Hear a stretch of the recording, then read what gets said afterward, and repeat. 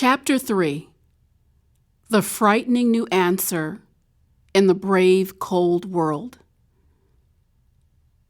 It takes considerable knowledge just to realize the extent of one's ignorance. Thomas Sowell. In 1908, on a chilly winter day in Vienna, a bouncing bundle of death and destruction by the name of Amon Goth was born.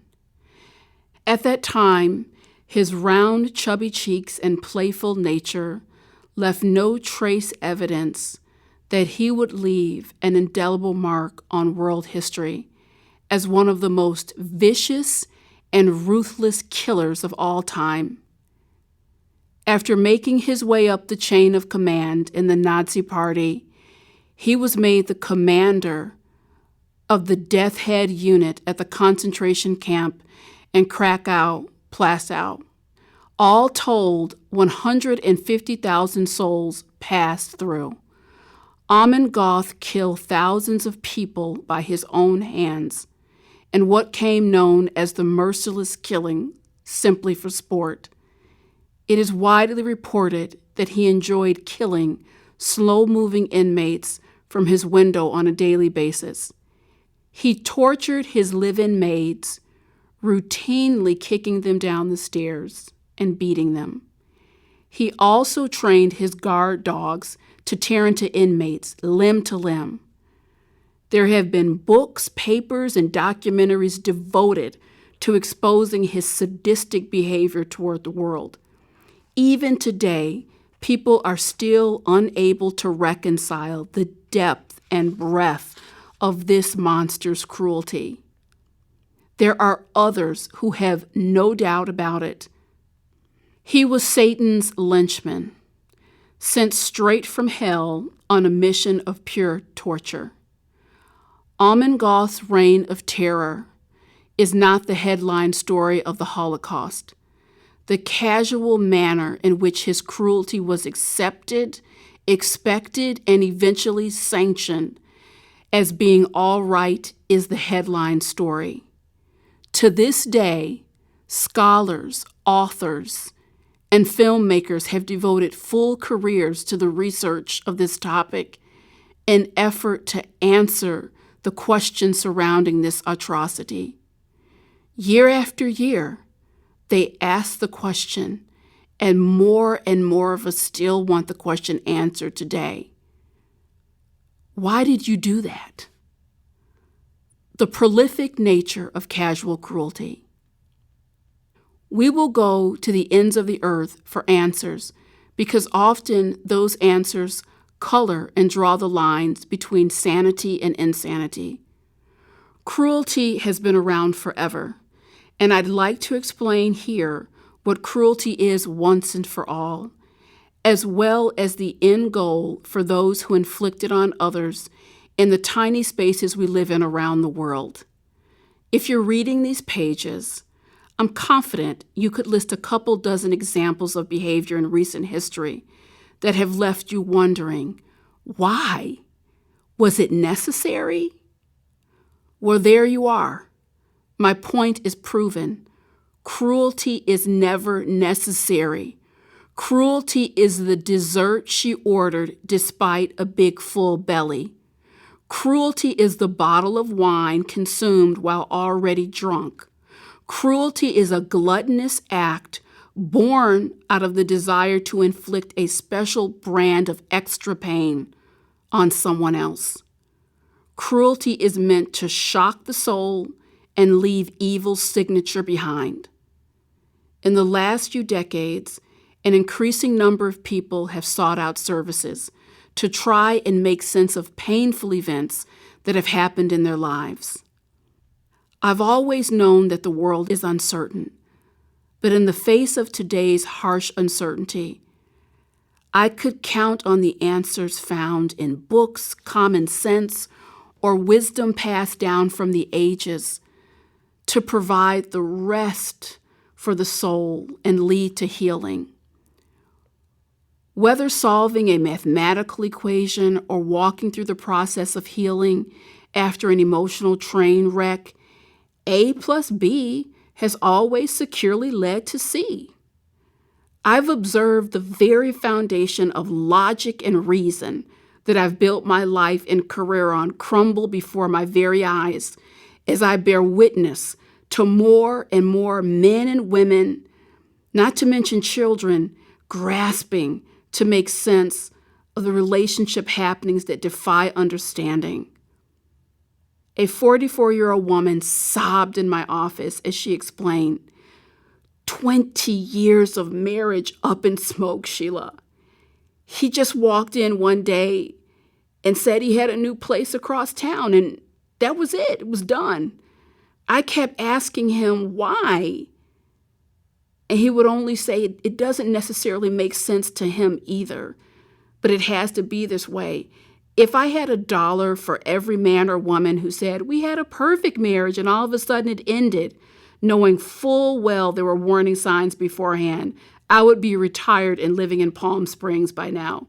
Cheating, financial problems, boredom, immaturity, incompatibility, these can all be signs that the end of a relationship is near, and they rarely remain hidden until the final hour. My client was insistent, even emphatic, that the rug had been pulled out from under her completely out of the blue.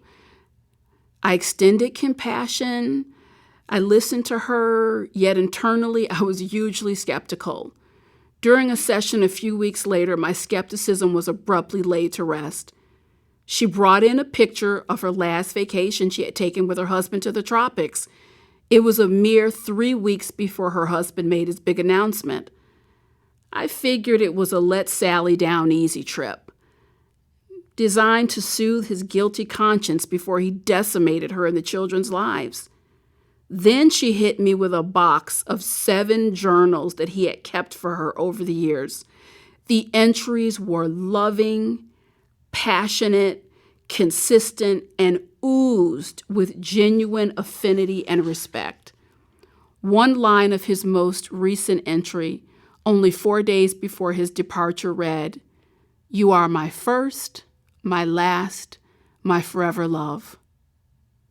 Were it not for her children, I'm convinced the outpouring of grief and sadness she felt would have surely taken her over a cliff.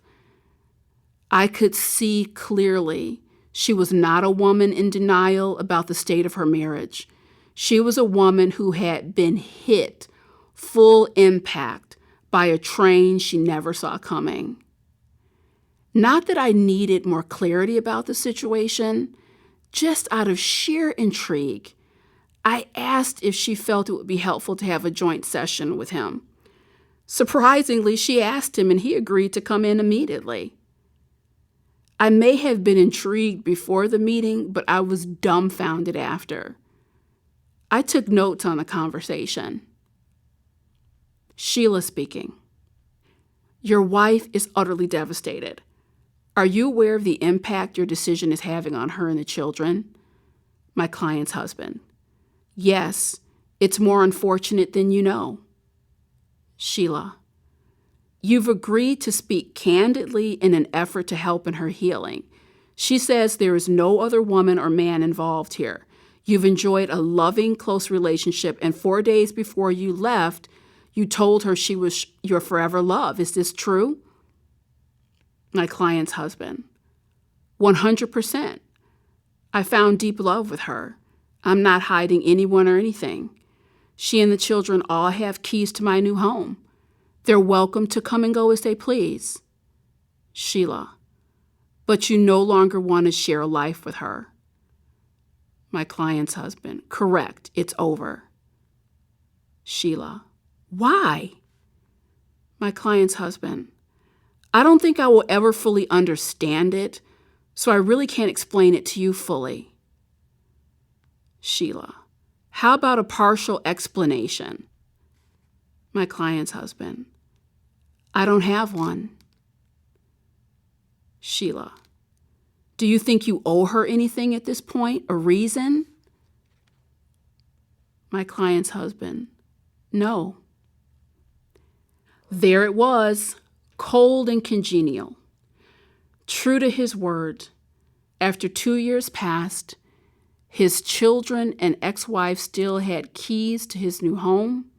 His oldest daughter would often drop in and find him reading or playing the piano, relaxing. There was never a trace or hint of another love interest found, and his desire to disconnect and leave his family devastated is still every bit the mystery it was in the beginning. Sobering story after sobering story, just like this one, have continued to appear on my doorstep to this point. The shock value has worn off. These uninhibited bites are being felt around the globe and exacting a heavy toll.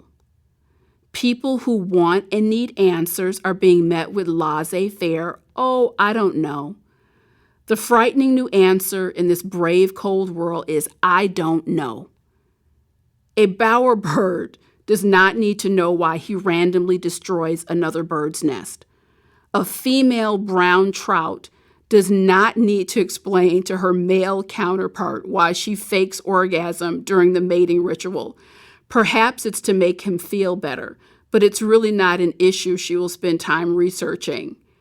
When the horned lizard shoots blood in your eyes after you've ticked him off, he's not likely to offer a rational explanation as to why. Dogs and cats may not know why they do things, but as human beings, we're supposed to have a couple answers. Even if we hate the answers, they are essential to our healthy survival. We seek answers because answers help make sense of things and help us heal. Even if the answers are ugly, we can take the information in, put it into its proper place, and move on to something new and hopefully better. As human beings, we need to know why we do what we do. It's the only true defining aspect of our being that separates us from our non-human cousins. The ability to reason, offer a reason, and understand that reason is what makes us human. Throughout the course of our evolution, we have taken for granted that without passing of each new century, our reasoning abilities are becoming sharper, and the insights and knowledge gleaned with the passage of time continue to validate our standing as the superior species. It's time to rethink our position. Perhaps we are moving forward and yet going backward at the same time. Imagine for a moment that you've boarded a train in Colorado heading to Texas.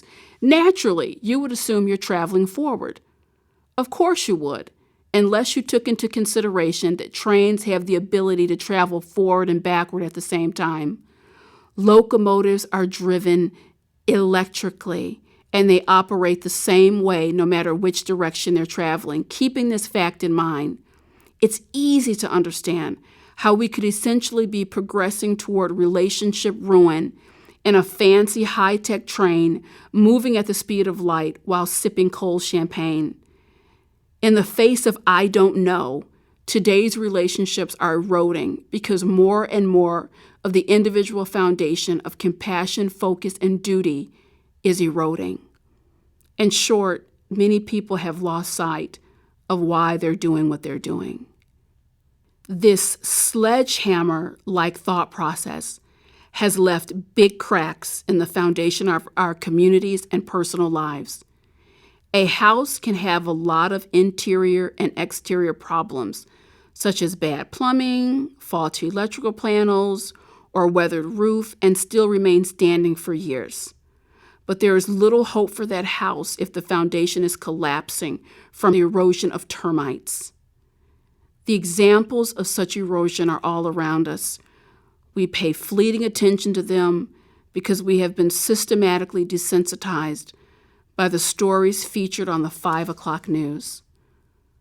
Paul Keller, a church-going man, is sentenced to over 75 years in jail after setting nearly 45 fires in and around the Seattle area. He doesn't know why he did it. Robert Sand is captured after being on the run in Thailand for 22 years to avoid paying over $1 million in back child support. He doesn't know why he did it. Kimberly Lightsey abandoned her children in a Florida hotel to go to a party. As a condition of her parole, she is prohibited from having more children. She asked the question, why? For no apparent reason, J.L. Hunter began robbing banks. At the ripe old age of 86, he had more than enough savings to survive. When asked why he did it, I don't know. When each of these people were asked a reasonable answer, why, they couldn't give it. Any semi-alert man or woman that sits the side of the Mississippi can tell that more and more people are doing more and more bad things without being able to summon up reasonable answers that will remotely explain why. Their attorneys and onlookers simply lost, grasping for answers, throw around words like mentally sick and evil. At a glance, these explanations may get a pass, but place them under a microscope and we're forced to pause and dig deeper into ourselves. Richard Chase was a seriously ill man ravaged by the effects of schizophrenia when he savagely killed 6 people. Felicia Boots was mentally sick when she killed her 2 babies in the midst of postpartum depression. Jerry Sandusky's emotional, physical, and sexual abuse of scores of children under the guise of a caring coach will go down in the annals of history as just plain evil. During the past 22 years in my work and a few encounters in my personal life, I have come face to face with ill, mentally sick, and the evil among us. In 1999, I met a heroin addict who was in the beginning phase of recovery. In addition to abusing drugs for years, she also suffered from bipolar disorder and paranoia. As a result, she had exposed her children to unspeakable abuse and neglect. Although her children were heartbroken, at the end of the day, she was mentally ill and sick. In 2005, I crossed paths with a man who readily admitted he enjoyed systematically breaking women down and torturing them emotionally. He came to my office by way of court order after physically assaulting a woman he was dating. He admitted he found her suffering enjoyable. He knew exactly what he was doing and saying in every instance. After further assessment, I submitted a report with the diagnosis of evil only curable by God, typed on the cover page. Evil, the devil, pick the phrase that best suits you. Whatever you may think of this dark force, even if we can't touch it, see it, or hear it, we can feel it. Evil is tangible, and more importantly, for the sake of this book, a valid reason for some actions. The fact that people can be categorized as ill, mentally sick, or evil does not make what they did acceptable by any stretch of the imagination. However, those labels do provide us with some manner of reason as to why the tragedies and crime took place. What's most frightening about the point we've reached in our evolution is that scary events, relationship destruction, and strange behaviors that accompany them are unfolding with no possible links of rhyme or reason attached. Even mayhem can announce herself on occasion. Sometimes we can smell her perfume in the air or receive a subtle warning that she's on the way.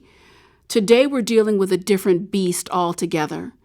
In the past, we could explain away these undesirable acts as symptoms of mental or moral defects and rest well at night.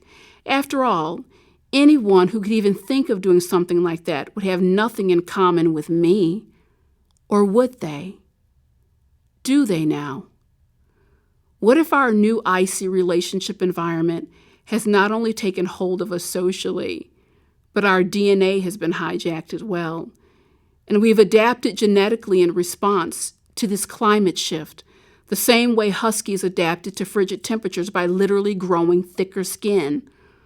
What if cold is the new warm, and human beings are now isolated and turn their emotions on and off at the drop of a dime as a means of their survival? What if, just what if, for the first time in our evolution, darkness has taken the lead over light and found its way into DNA sequencing code near you? Oops!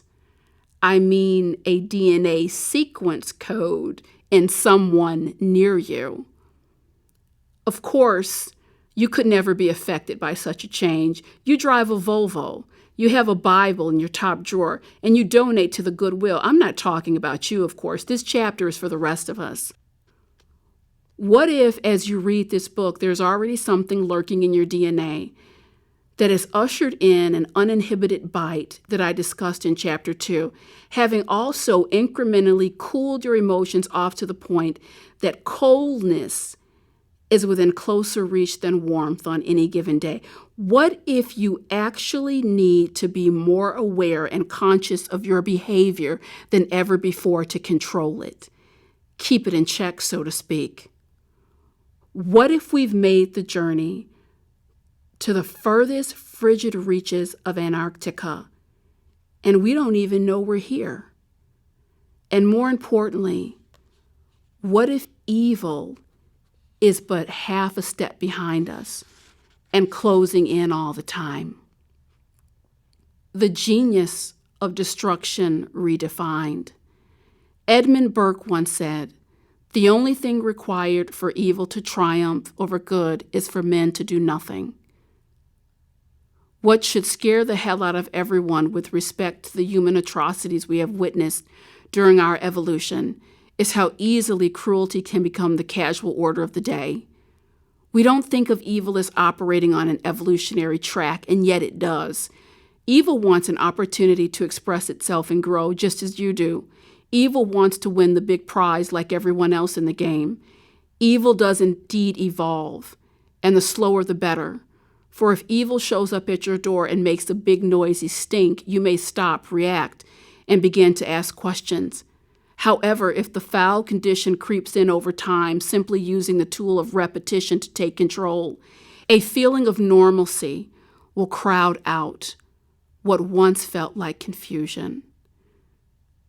This is why, no matter how poorly most children are treated, they will still cling to their parents. It's what they have come to know over time. Repetition is the mother of all learning, even tolerance and horror. Amon Goth had eyes on him all the time. His home situated on the grounds where he murdered easily and frequently, as well as entertained. The camp inmates may have been helpless to bring an end to their nightmare. But what about the thousands of other human beings who witnessed the brutality unfolding? Very few did anything to aid and assist. Amon Goth's mistress lived in the house with him and his maids for 2 years. According to the maid's account, she routinely watched in silence as they were severely abused. Bruises, burns, and tears came as casual sorts of things, day in and day out. But far beyond Amon Goth's brand of evil and destruction caused by the socially ill and mentally sick among us, there is the pure intent to destroy. This is a genius behind the pure intent, not to be underestimated. When I was about 10 years old, a woman knocked at our door. She was handing out pamphlets about animal rights. She was so serious and intense, I couldn't understand what the fuss was about. She would come back and knock on the door again and again with fresh information about her fight for animal rights. I wondered if this is all she did with her time. Years later, I would come to understand what all the fuss was about. I had just landed a position as a friendly visitor at Champaign-Urbana. My job was to visit elderly men and women throughout the area once a week. For the most part, my job was enjoyable, until the day I walked into a home of a new client. The residence was filled with clothes, boxes, food, and cats. Not just one cat or 2 cats, at least 30 cats. The stench of the urine nearly knocked me to the floor. I knew I was in over my head and called for reinforcement. The woman said she was lonely, and the cats provided comfort she desperately needed. But what I saw that day had crossed a line from comfort to cruelty a long time ago. I have revisited that day in my mind many times over the years and wondered whatever became of those precious animals. As a 10-year-old girl, I was ignorant to the ways of the world. An overzealous animal rights advocate looked like a kook to me. As a grown woman, I understand the vital role that organizations like PETA, the ACLU, and the Anti-Defamation League play in this world. They are the guard dogs, the groups that viciously protect human rights and freedoms.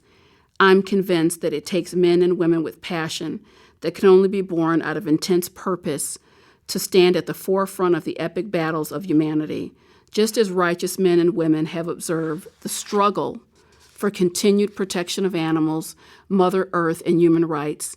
Evil also has taken note of the rigid stance being made to protect the liberties that were once so easily stolen. There are big guard dogs protecting the gates of the big issues we face: civil rights, gay rights, First Amendment rights, and the like. We have evolved to a space in our human evolution where we seem to really understand collectively that everyone should have the right to sit in the front of the bus if they choose. Most of us are on board with the basic truths that men and women should be able to love whomever they want to love, as long as their taxes are paid and no one is getting hurt. And if you're reading this book, you likely agree that I have the right to say hate mongers should be hog-tied, roasted, and fed to hungry lions. You may find my suggestion vulgar, but you likely agree that I have the right to share it. In theory, we believe we have covered our bases on the big issues of the day. A covered base is not to be confused with an actual resolution of the issue. It only means we have some level of attention focused toward the problem. The evolution of degradation and evil is not moving in the direction of open light and airy spaces where lots of attention can be focused. If you want to locate the places where the weeds of evil and oppression are growing, wild and free, look to the quiet, dark corners. Focus on those places where there is little, if any, attention paid. Evil has a high IQ and has figured out that if a wrecking ball can bring down a house, but then so can termites if given enough time. So evil picks the worlds and its relationships apart little by little. In fact, the bites are so small that at times we hardly notice we're being chewed up and spit out. This is why today you see fewer and fewer large social, cultural, human, and animal rights institutions being openly attacked and subverted. You do see a record number of marriages, parent-child relationship, and friendships in trouble.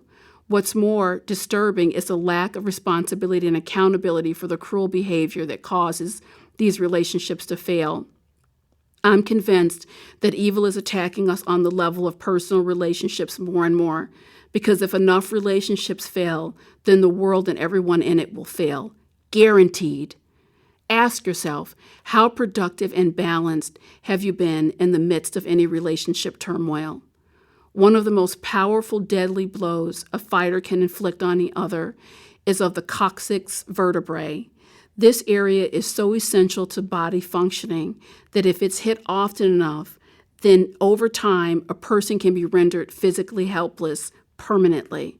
From the spiritual and emotional point of view, relationships are the force that helps sustain life. Relationships are vital for healthy functioning. If we leave ourselves open to attack, over time, with enough force applied to our essential body function, we will be rendered helpless and hopeless in life. I recall being so shaken up when a relationship ended cruelty via text that I was incapacitated and left drowning in grief for nearly a month. Had I decided to swear off relationships, as I was tempted to do, evil would have triumphed. I would have never met my lovely husband and created a beautiful family. Despair is to evil what a frying pan is to Julia Child.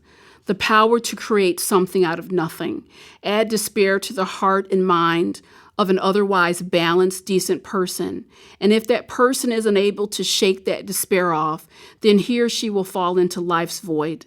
The void of life is a black, dark place. And once a person is there, it's difficult to pull them back into the brighter domain that is light in life. Clients are reaching out to me in record number with stories of cruel treatment that have left them reeling, trying desperately to make it to higher, brighter ground and avoid the void. A woman shared that her sister had maliciously and cruelly called Child Protective Services on her after they had a fight. After an investigation, her child was returned, and every single allegation was proven unfounded. But the bad blood ripped the entire family apart. From cousins to uncles, a family war broke out. What troubled me most was the family had been incredibly close, once filled with love and strong devotion to God. Now they were at each other's throat. Yet another man reached out in panic and fear. He described his wife's behavior. She's turned cold and indifferent all of a sudden. In 18 years of marriage, we could always talk and love our way through anything. Now she won't even look at me. Here again, I'm seeing strong families and relationship attacked, and weaker relationships are failing harder and faster. In the coming months and years, you will likely hear more and more odd stories about people not being able to explain their behavior in logical ways. Many of you are already experiencing the frightening tremors, rumblings beneath your feet in the new relationship environment. Some people walking among you are deeply affected by the biological, spiritual, and environmental changes that we are facing. People are literally transforming from the inside out, and not always for the better. Tempers are flaring, and people are slipping and sometimes losing total control. What's more, some people have undergone those psychocellular changes without even knowing it. Please do not misunderstand me. This information is not a get-out-of-jail-free card for any of us, or an excuse to dismiss personal responsibility for everything we do. It's quite the opposite. The more we know about what's happening, the more accountable we are. I'm no exception. I believe I have been affected by the environmental changes in the new relationship environment. I know that I have. I want to be above it all, but the truth is I'm not. Sometimes a foreign dark emotion begins to bubble up in remote regions of my soul too. The feeling is altogether unfamiliar, like a mutant rogue strand of anger or frustration. Where does it come from? How did it get there? I heavily medicate with prayer, so these feelings are rare and fleeting. I've placed myself on a short leash of liberation and never stray far from God. We must extend great compassion toward one another, as the internal and external changes are hitting some harder than others. If someone cuts you off in traffic and starts acting a fool, then let it go and send them a quick prayer. Should someone be waiting in line behind you at the grocery store and start acting out in impatience, let them step ahead of you. Keep it simple. You might find that people tend to disappoint you more these days because their capacity is diminished. So many of us are pouring buckets of energy into simply making it through the day with sanity. Love, warmth, compassion, and high life conditions are as valuable as money today, and in fact, they are the new currency. You have untold power to provide others with relief. When your friends, family, or lover truly upsets you, don't compromise your values, but also don't dig in to fight fire with fire. Extend the compassion. I know you're having a rough day. Is there anything I can do to support you? You're not the first person to lose their temper. Let's just start over. I love you. Let's put this aside. I don't know why you're so angry right now. We don't need to talk. Let me just sit next to you. If gestures of compassion do not come easy and natural for you, as they say in Star Wars, may the Force be with you. This is how we will all make it together in the brave, new, cold world. Indeed, it is impossible to lift up another person's soul without doing the same for yourself. People are blowing up and blowing off relationships faster than a cheetah on the hunt. If I didn't know any better, I would swear again, something is in the water, but I do know better. It's not the water at all. It's an evolutionary U-turn playing out before our very eyes. Where will this sharp turn finally take us? Has yet to be seen.